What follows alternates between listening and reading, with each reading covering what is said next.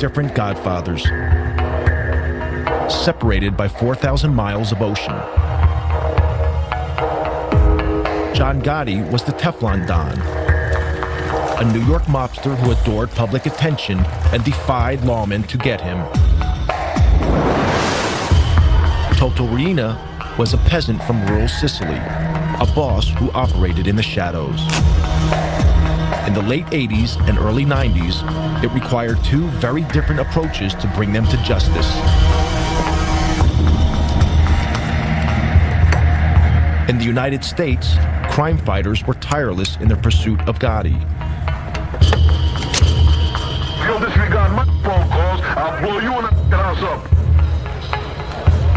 In Sicily, it would take a revolution by the people of Palermo to put Riina behind bars.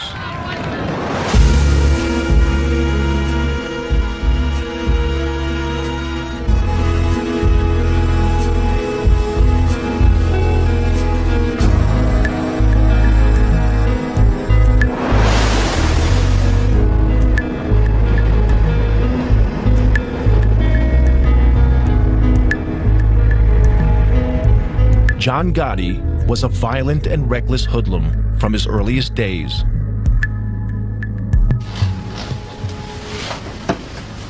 Henry Hill, a young gangster, was drinking in a bar when he first came across the teenage Gotti. All of a sudden, John comes in, that bus up, work anyway, goes over to the card table and starts whacking a guy with a bat or a pipe or something. Just beating his head to death. He almost killed the guy. And he might have killed the guy, I don't know. The guy might have died, they might have thrown him in the trunk that night, I don't know.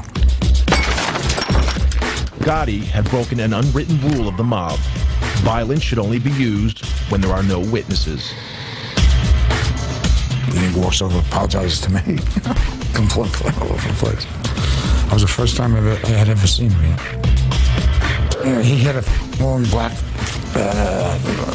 top coat, leather top coat, I mean, he just looked like a part of a gangster. It was clear Gotti feared no one. To Henry Hill, it marked Gotti as a man destined for the top. He was a man on the rise. He was, he had his own crew. You know he was going to be somebody, You just knew it. I mean, he had that presence. But one man stood in the way of Gotti's rise, Paul Castellano. He was the head of the Gambino crime family, the most powerful of all the mafia families in the U.S. Castellano was an old-style hood, a mafioso who disguised his crimes behind a veneer of respectability. Paul wore two hats. He could mingle with lawyers, real estate, businessmen and developers, doctors, talk their language. Then he wore his Gambino family hat, and he could sit there and discuss why this guy's got to get killed and say, okay, he's got to go. Gotti would have to eliminate Castellano to become boss. But Gotti was not the only one who wanted him out of the way. In 1983, President Ronald Reagan declared war on organized crime. The target was the mafia's ruling body known as the Commission. On it sat Paul Castellano. Under America's tough anti-mafia RICO legislation, crime fighters could prosecute Castellano and the other bosses for running a criminal enterprise, if they could prove the Commission was meeting. The Commission was so secret, the only proof the FBI had was from 1957, when police raided an infamous mob gathering. Then, one morning in 1984, FBI agent Joe O'Brien received a call from a mole inside the mafia. He informed me that there was going to be what's known as a Mafia Commission meeting in a couple of hours. I didn't believe him, to be honest with you, because this was pretty much unheard of. These guys cannot afford to meet. That could be very incriminating to them. If the FBI could get a photograph of this meeting, it would help destroy the Commission.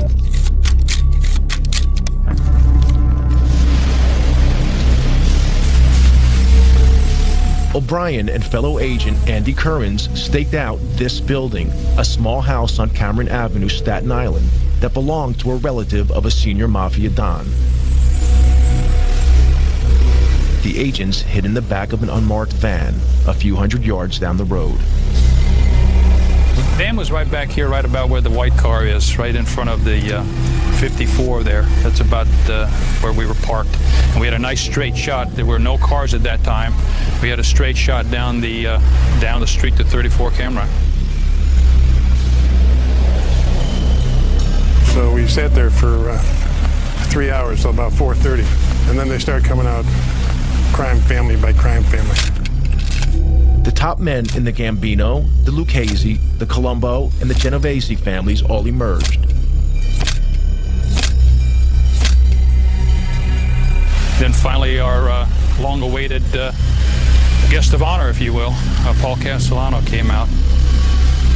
Castellano was the boss of bosses. It was like the king strutting out.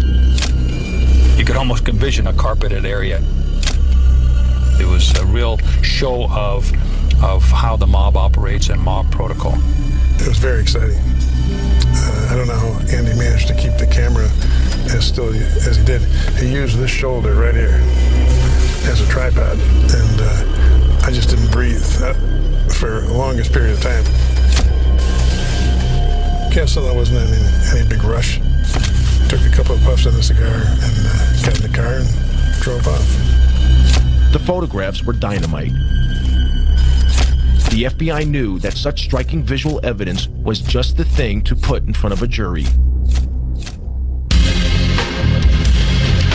In February 1985, the FBI seized all 5 members of the commission. Agents O'Brien and Currens arrested Castellano and drove him to FBI headquarters in Manhattan. Federal authorities at New York City and state law enforcement officials today announced one of the most important indictments of mafia bosses in this nation's history. In the car on the way to FBI headquarters, Castellano heard a radio news bulletin about the arrests. Charges of racketeering and extortion. The charges carry prison sentences of up to 20 years. From New York, NPR's Mike Schuster. It was the beginning of the end of Castellano's reign. Made their move late last night. Among those now facing federal racketeering and extortion charges are Paul Castellano, head of the Gambino family. The key to the investigation was an electronic bug. He turned to Joe, I remember, and he said, "Is that true? Is that true? You listened to my private conversations." Prosecutors say the recordings are of superb quality. You could almost hear him like groan. The agents thought Castellano was squirming because they had taped his criminal conversations. But Castellano realized they had also learned about his secret affair with his young Colombian maid. This was very embarrassing to him. It's a little embarrassing to us, too, for that matter. He's almost like a little boy now, confessing this, something that he did was bad. He's not talking about it was bad that I murdered people or had, on my authority, people were murdered. I'm embarrassed because I had this relationship with this young woman who was my maid, you know, right under my wife's nose. This was a revelation a Mafia Don could not afford. He'd broken one of Mafia's most sacred rules. It was okay to maim and murder, but not to publicly dishonor your wife. Castellano awaited trial where the photos would be key evidence.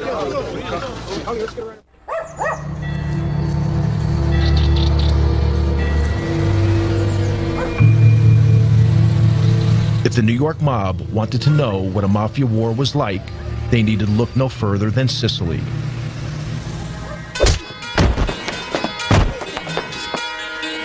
Here, the mafia's boss was Toto Riina, an elusive, psychopathic killer from the town of Corleone.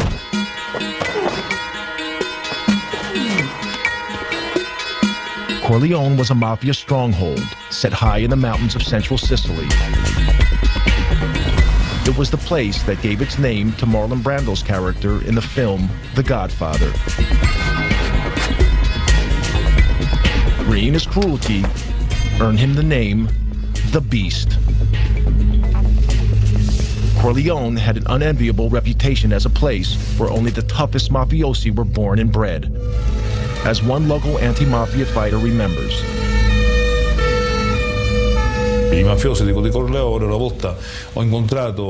I once met a Corleone Mafia person, and he looked me straight in the eye and said, "Listen, to be a real man, you need to have spent a few years in jail."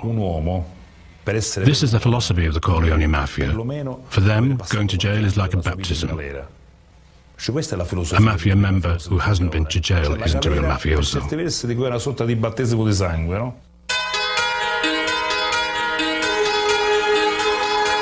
Riina's crime family had seized control of the mafia in a vicious war. In Palermo, in the early 80s, the streets were soaked with the blood of Riina's victims. During one 6-month period, a body was found in the city every 3 days.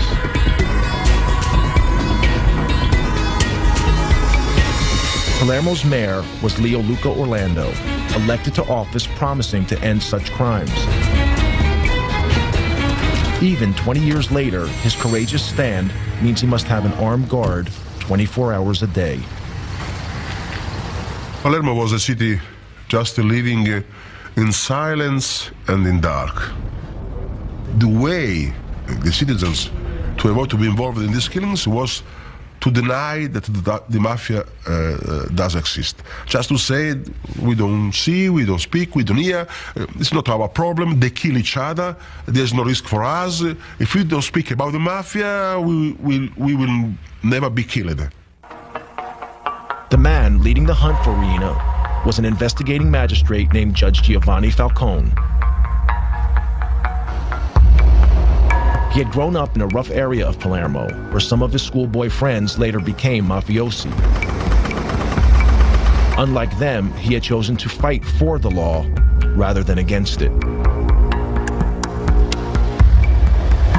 From his headquarters in Palermo's Palace of Justice, Falcone had been battling the mafia for over a decade.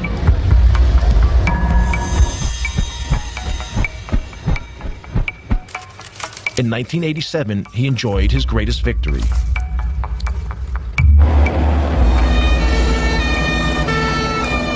In the Maxi trial, over 300 mafiosi have been sent to prison, their sentences totaling almost 3,000 years. It was the most stunning blow the Sicilian mafia had ever received.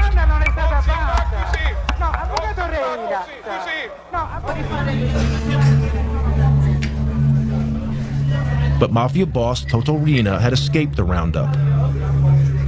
He remained free, running his criminal empire from an unknown hiding place.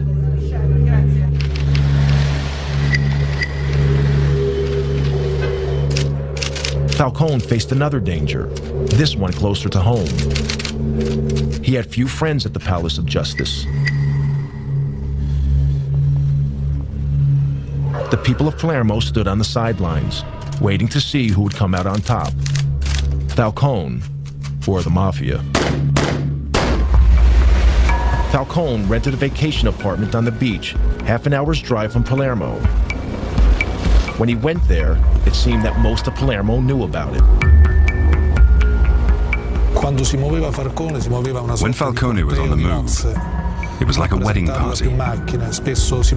There were lots of cars, even a helicopter in the sky above. So everyone knew that Falcone was at the beach house. Yet the ring of steel that protected Falcone made little difference to Riina. One afternoon in June 1989, Falcone relaxed by the beach. An inquisitive security guard noticed the sports bag by the house, seemingly forgotten in the rocks by the water's edge. When he peered inside the bag, he noticed electric wires connected to 58 sticks of plastic explosives.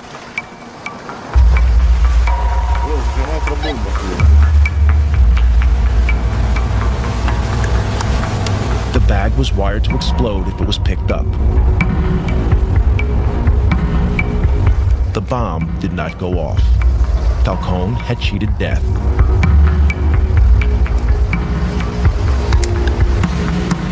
Soon after the assassination attempt, Falcone spoke to one of his closest friends in the fight against the Mafia. he made a chilling prediction. Come lui diceva poi, quando così when we were talking afterwards, he told me, my life's mapped out. It's my destiny to be killed by the mafia someday. Non posso che morire così. Non posso che essere ucciso. The only thing I don't know is when. Che non so. With Reen at large, Falcone was running out of time. Back in New York, the clock was also ticking for the American godfather, Paul Castellano.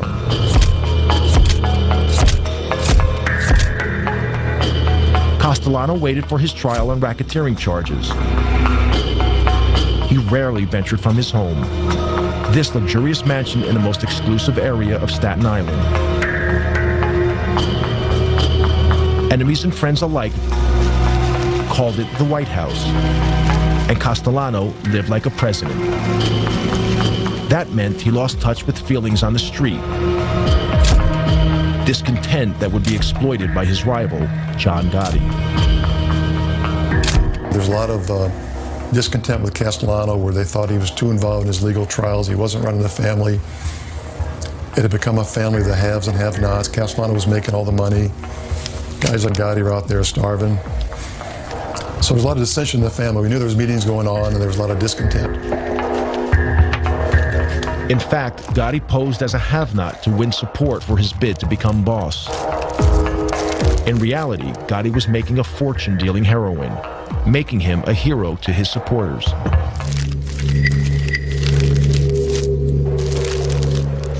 The law was onto Gotti's crew for drug dealing.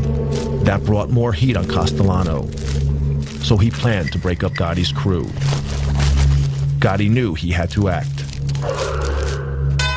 The stage was set for a showdown.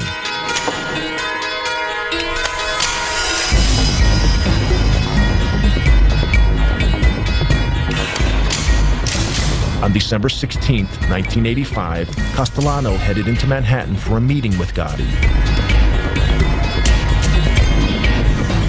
They were to meet here at Castellano's favorite steakhouse, Sparks, in Midtown Manhattan.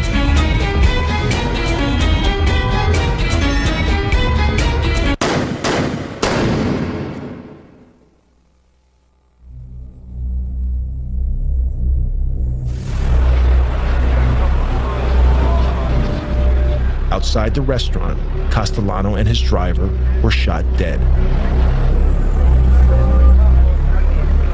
Such a daring public murder shocked New Yorkers. It made the new Gambino boss a celebrity overnight.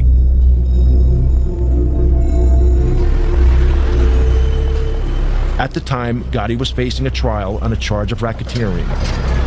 Until the murder, few outside the world of law enforcement had even heard of Gotti. We went from having what was really kind of a, not sleepy, but routine organized crime case to the case of the decade. We had huge throngs of reporters outside the courthouse, in the courtroom. We had a big fish on the line. At his trial, Gotti was defended by flamboyant mob lawyer Bruce Cutler. For many years, Cutler has continued to act as Gotti's apologist.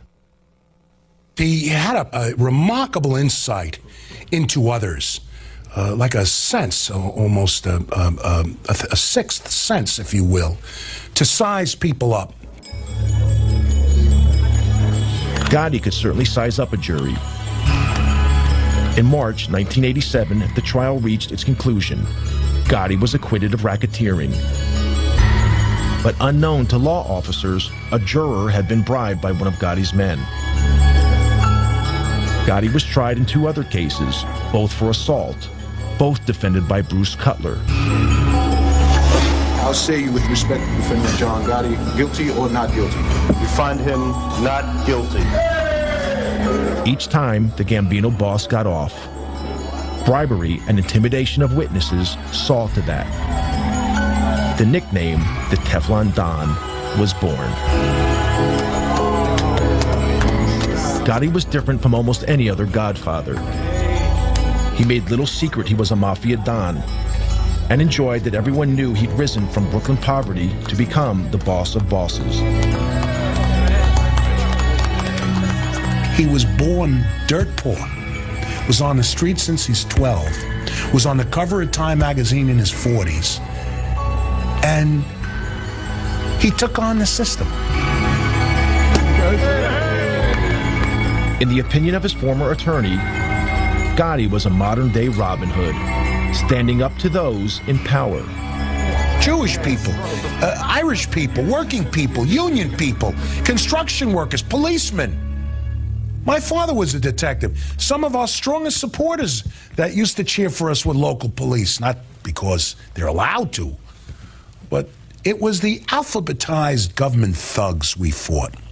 The FBI, Internal Revenue, INS, CIA, those faceless, robotic government thugs that come at you and can destroy your life. The murderous reality of Gotti's brutal reign was very different. Gotti's love of public adoration would be exploited by the FBI and prove to be the Teflon Don's undoing. American mob boss John Gotti loved the limelight, but the head of the Sicilian Mafia, Toto Riina, stayed out of sight.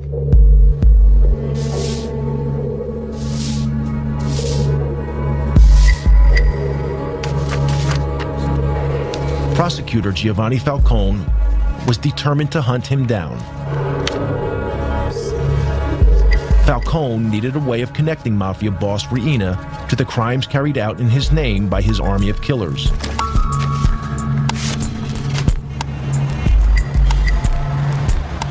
The answer was in America. Richard Martin was a leading official in the U.S. Department of Justice. He and Falcone had worked together for years. Their biggest success, breaking the heroin smuggling link between Sicily and the United States, known as the Pizza Connection. Falcone relished his trips to the U.S. The life that he led in Sicily was almost the life of a prisoner. He went from a bulletproof car to a protected office. Instead, when he came to New York, he could go shopping, he could go to restaurants, he could come to our offices, we could go to our homes and meet our families together. And so for him, New York was like freedom. Falcone's visits to New York were for more than pleasure. He had been impressed by America's tough anti-mafia laws. Laws that allowed the U.S. government to target mafia boss Paul Castellano and to bust the commission. I think it also liberated his thinking and allowed him to sort of see beyond his own sort of realm coming here. So I think he not only enjoyed it, but I think it was very good for his vision of the way that he was going to attack the mafia and the way in which he would work with Italian law enforcement. In 1991, a new justice minister took office in Rome, determined to finally crush the mafia. He offered Falcone a job at the ministry as overlord of the anti-mafia campaign throughout Italy.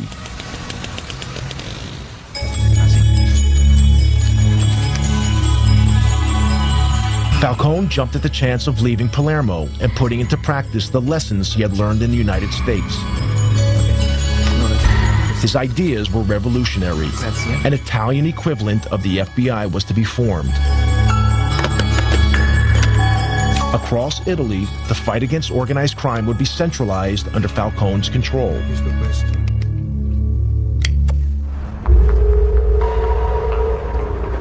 Riina, the beast from Corleone, felt threatened. A few years before, he had failed to kill Falcone at his beach house. Now, Riina would try again.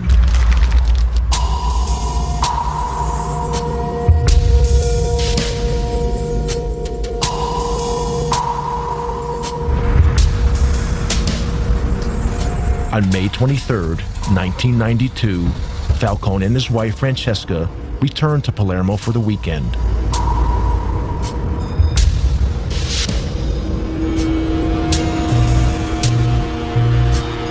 few miles from the airport, several of Riina's men had placed a half-ton bomb in a drain pipe under the highway that ran from the airport to the city.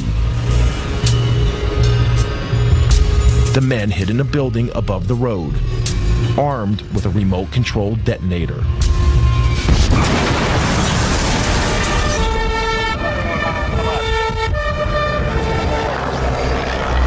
A massive explosion ripped open the highway.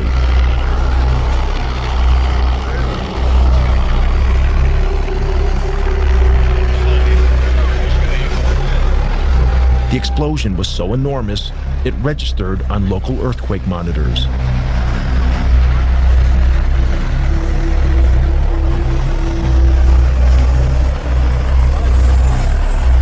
Giovanni's sister, Maria Falcone, was at home when she heard the news of the explosion. When my husband told me what had happened, I rushed out of the room. I phoned the police. They told me Giovanni had been taken to hospital. When I got there, Francesca's brother told me Giovanni's dead.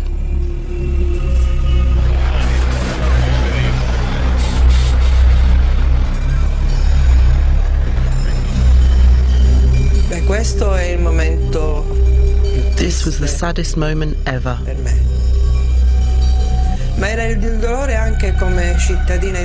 Not only for me as a sister, but also as an Italian citizen. Because we felt that in losing Giovanni, our greatest chance of beating the Mafia had gone. Falcone was not only a colleague, I was proud to think of him as a colleague, but a friend. I was enormously saddened, and it was as if part of what we all worked for had been lost. Riina reputedly threw a party, toasting Falcone's demise with champagne.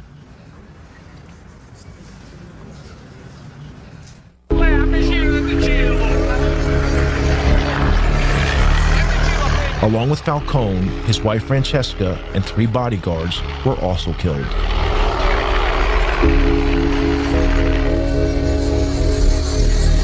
Thousands gathered at the church of San Domenico in Palermo for the funeral, waiting patiently for hours in the rain. The funeral was broadcast live on national TV. Across Italy, all regular television programs were suspended. Parliament declared a day of mourning.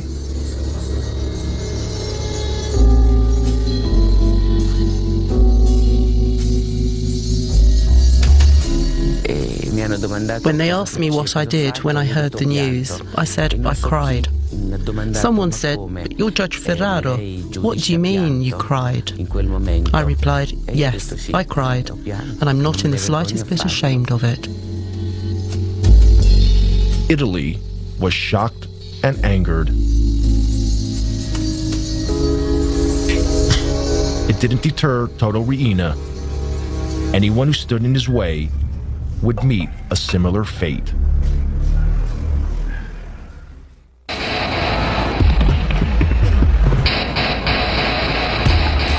In New York, the net was closing in on American Godfather John Gotti.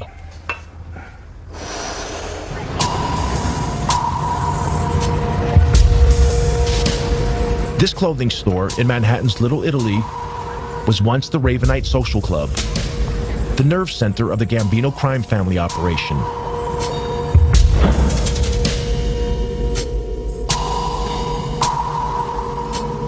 Gotti insisted that his crime family visit the Ravenite to pay public homage to him.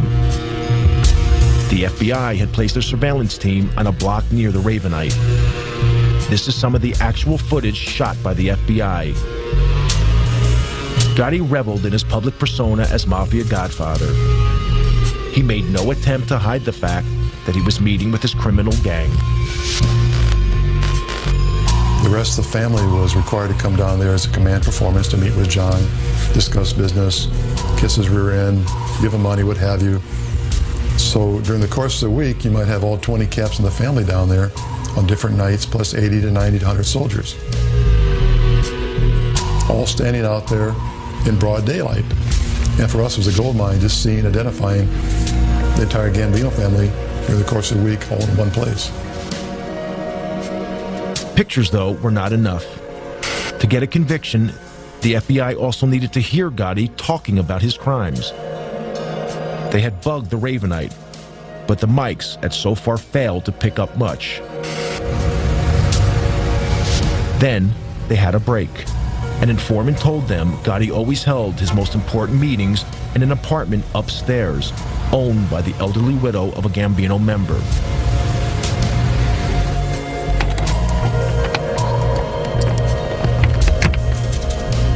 When the old lady went on vacation, FBI agents broke in and placed a bug in the apartment. But a few days later, we heard the back door of the social club open up, and we heard him walking up the stairs, and sure enough, we hear the door, apartment number 10, open. And they all sit down, and they start talking. And after a few minutes, it became obvious that they weren't concerned about microphones because they had a radio on, but they turned it down because it was too noisy. They all talked loud because we found out later John Gotti's deaf in one ear. So the tapes are all loud and clear and tremendous quality. You tell this punk, I meet John Gotti, and I will sever your mother head off, you sucker. The secret recordings revealed the true face of a mafia godfather, very different from the one Gotti showed his adoring public. John, listen, I call your house 5 times yesterday. Now, if you'll disregard my phone calls, I'll blow you and the house up. When John's upset, he starts talking loud and clear, and he forgets about things he should not talk about, like past murders. Gotti was arrested. In January 1992, he was sent to trial, facing charges of multiple murder and racketeering. It would be his 4th trial in 6 years. Yet again, New York was riveted by John Gotti. Celebrities flocked to the trial. The gallery, it was almost a circus-like atmosphere. Mickey Rourke came in one day. Anthony Quinn came in to watch the trial. They sent in a boxer, Ronaldo Snipes, who glowered at the jury and within half an hour was kicked out. John, listen, I call your house 5 times yesterday. Now, if you'll disregard my phone calls, I'll blow you and the house up. Gotti was his normal cocky self, he's full of bravado. But when you played those tapes, you watch his face, and you knew that's the last thing you wanted to hear was his big mouth. You tell this punk, I meet John Gotti, and I will sever your mother head off, you sucker. Gotti had damned himself, but the tapes would have another unexpected impact. Also arrested with Gotti was his loyal right-hand man, Sammy the Bull Gravano. Dominic Montiglio went to school with Gravano. Later, both men would become mobsters with the Gambino crime family. Sammy was always a tough kid. He and I went to school together from when we were like in kindergarten. I mean, he killed his brother-in-law, Louis, which was like his childhood friend. I mean, Louis Melito. They grew up together and hung out together. They stole together. They did all of that. He killed Louis. You couldn't trust Sammy. Gravano had become disillusioned with Gotti. To Gravano, a real godfather shouldn't be courting publicity.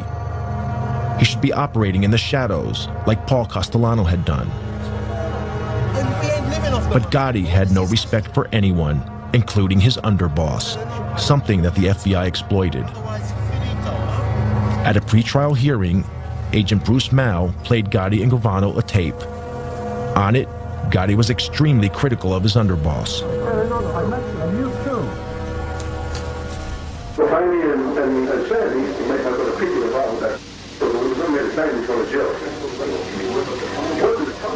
And so you got Gravano and Gotti sitting side by side at the defense table, and we start playing that tape. And Sammy turns red. He's starting to explode. He's just ready to burst. John Gotti, for the first time, is embarrassed. He's turning white. He just wants to duck under the table. He's so embarrassed because he knows He got caught bad mouthing his consigliere, his underboss, his right-hand man. Gravano would be the final nail in Gotti's coffin. Bruce calls me one day at my desk. He says to me, "You sitting down?" I said, "Yes, I'm sitting down." He said, "Sammy wants to cooperate." Sammy was brought in the room. He walked over, shook my hand, and said, "I want to go from our government to your government." Never before had so senior a figure betrayed the American mob. Gravano's testimony landed the killer blow in court. He revealed how he and Gotti had planned the murder of their one-time boss, Paul Castellano, then watched from a car as Castellano was gunned down.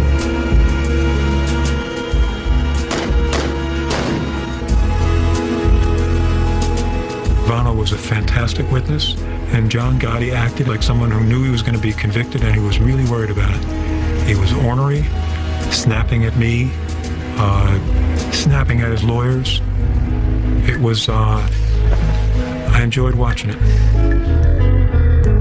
In April 1992, Gotti was found guilty on 13 charges, including murder and racketeering. The judge sent the Godfather to one of the toughest jails in the U.S., Marion Federal Penitentiary in Marion, Illinois. The sentence was steep, life without the possibility of parole. Despite the evidence of the tapes and Gravano's testimony, Gotti's attorney in his first 3 trials still protest Gotti's innocence. If you're asking me, do I agree with the label that he was boss of some Gambino group, I say no. To you, I've said no all my life. He said no.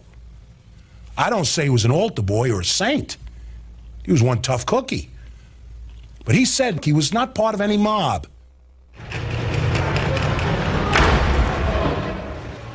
In the United States, the mob boss, John Gotti, was facing a life sentence in prison. But in Sicily, the Italian government seemed powerless. Mafia godfather Toto Riina killed at will. Anti-mafia prosecutor Giovanni Falcone had been murdered. Palermo waited anxiously for Riina's next move. Falcone's mantle had fallen to another magistrate, Paolo Borsellino. Borsellino and Falcone had grown up together and had devoted their adult lives to fighting organized crime.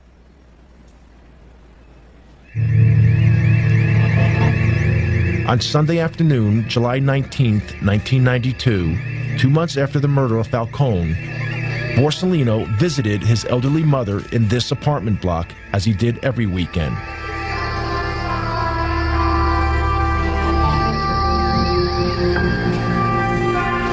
A massive car bomb exploded, killing Borsellino and 5 of his bodyguards.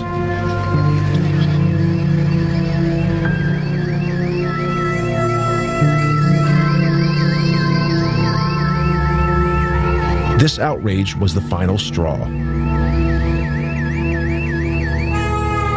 It caused a revolution against the mafia, led by the people of Palermo. After the killing of Paolo Borsellino, the reaction of people, of population in Palermo was enormous. The women, the children, the people reacted just crying, "Basta, no more, enough is enough." Enough was enough. Thousands poured onto the streets of Palermo in a wave of anger unprecedented in Sicilian history. Everyone sensed the mafia's next target was Mayor Leoluco Orlando, elected to office pledging to rid Palermo of the mafia.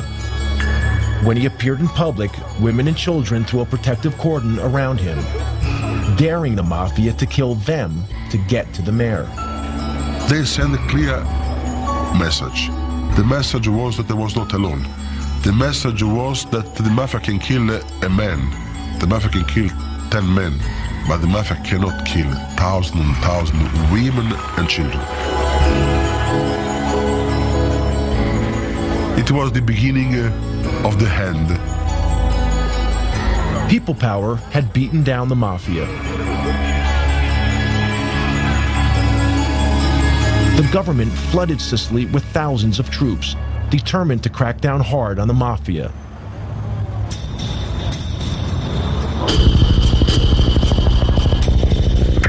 In January 1993, Italian police nabbed the biggest prize of all. Following a tip-off, Toto Riina was finally arrested.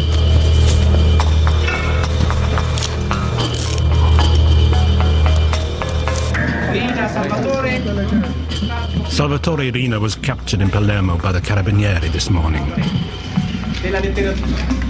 Toto Riina is ours. Astonishingly, Riina had been living in the middle of Palermo, undetected by the police for over 20 years.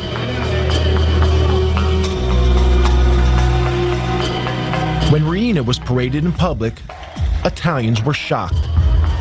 This inoffensive-looking, peasant-like character was responsible for the brutal slayings of Falcone and Borsellino, along with hundreds of others.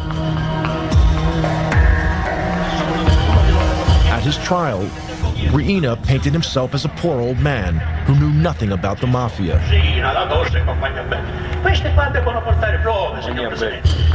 This flimsy defense was rejected.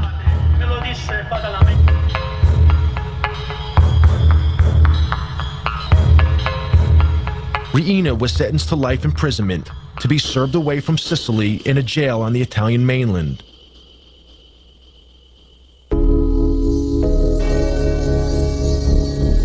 On both sides of the Atlantic, the day of the Godfather seemed over. John Gotti died of cancer in prison in 2002, 10 years into his life sentence. With Gotti's death, an era ended. By publicly flaunting the fact that he was boss of bosses, he ensured that law enforcement agencies would leave no stone unturned to finally smash the mob. The future is pretty grim for the mob if the FBI and other federal agencies keeps the pressure on to go after these guys. The biggest mistake we can make is declare that the war and the mob is over with, we've won, and go off to do other things. These people are very resilient. 5 years they could regroup, reorganize. They'll never be as effective as what they were 30 years ago, but they'll still be a viable criminal force. In the U.S., the mob is moving with the times.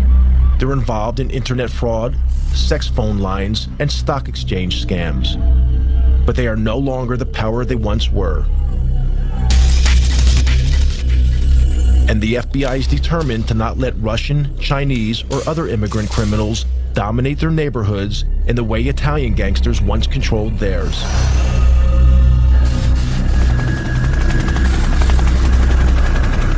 In Sicily, they are also keeping the pressure on. Yet in these hills, even with Riina in prison, the mafia is still here. Invisible, but deadly. Today, there are new leaders. They are also from the mafia stronghold of Corleone. They have turned their backs on the self-defeating tactics of Toto Riina. No longer do they assassinate public officials. Like the leaders of old, they prefer to pull the strings from the shadows. Forse vivemmo tutti quanti una vera grande illusione. I think we were all a bit deluded. Maybe we were just kidding ourselves that we could destroy the mafia with just 4 moves on a chessboard. In the U.S., the mob is finally in retreat. But in Sicily, it is rising from the ashes, adapting itself to the times, changing tactics to ensure that its power remains as unshakable today as it ever was.